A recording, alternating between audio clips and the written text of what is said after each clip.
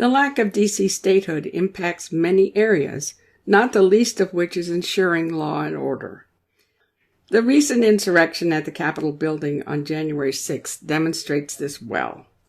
The nation witnessed the chaos as the rioters overwhelmed the Capitol's security forces. Many wondered where the reinforcements were. What caused the delay of reinforcements at the Capitol is still under investigation, with multiple entities asking serious questions. This presentation does not pretend to answer any of those questions. They need to be left to those in charge of the investigations. The intention of the D.C. League of Women Voters is to provide clear information about how things are set up to work under the current arrangements in Washington, D.C. We will also outline how things would work differently if the residential and commercial parts of D.C. were admitted as a state. Before outlining the course of events on that day, it's worth stepping back and looking at the complexities of our current setup. Within the District of Columbia, law enforcement is not the job of a single entity, as might be expected in other jurisdictions.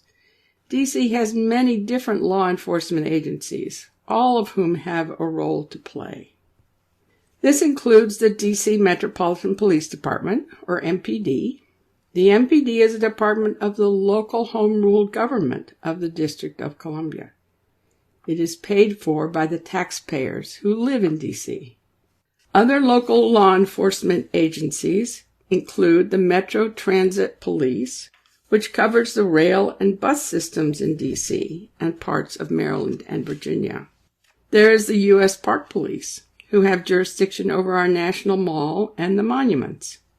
And, of course, the U.S. Capitol Police, charged specifically with protecting the Capitol and members of Congress within the Capitol building.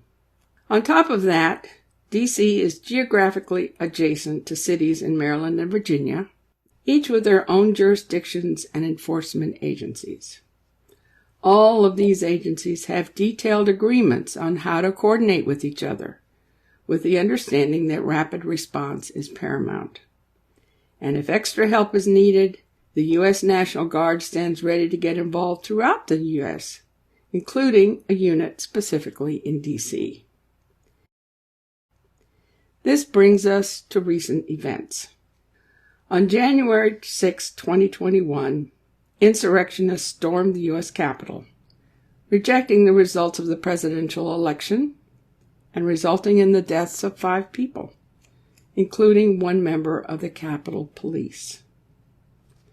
The D.C. Metropolitan Police were the first to respond to the scene under a standing agreement between the Capitol Police and D.C. Police.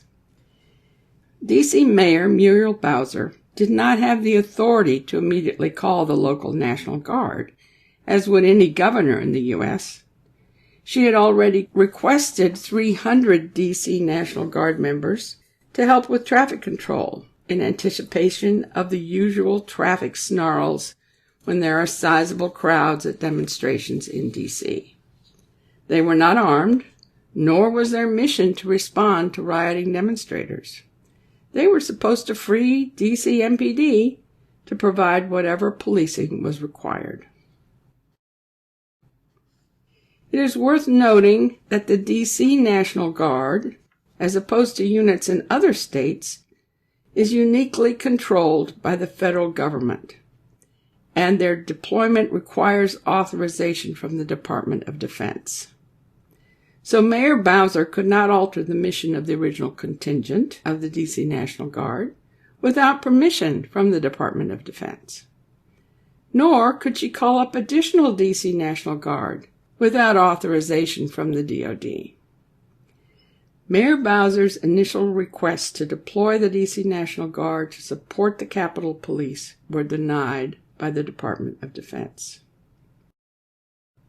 The governors of neighboring Maryland and Virginia also called up their guard in response to the emergency at the Capitol. However, since all of D.C. is a federal district, their National Guards could not cross the district line without being authorized by the federal government. Requests from Governor Hogan of Maryland to send the Maryland National Guard into the Federal District of Columbia were repeatedly denied. Governor Hogan's request was reportedly approved over 90 minutes after the initial denial, along with Mayor Bowser's request and requests from New York Governor Cuomo and Virginia Governor Northam to send their National Guards into the Federal District of Columbia. Mayor Bowser had called for the D.C. Guard before 2 p.m. on January 6th, but they did not arrive at the Capitol until after 5 p.m. If D.C. were a state, as governor, she would have been able to mobilize them immediately. And while the National Guard would still have needed permission to move on to federal lands around the Capitol, there would have been much less delay. She also could have requested help from neighboring states, governor to governor, the way that it works among the 50 states in situations of natural disasters like wildfires and hurricanes.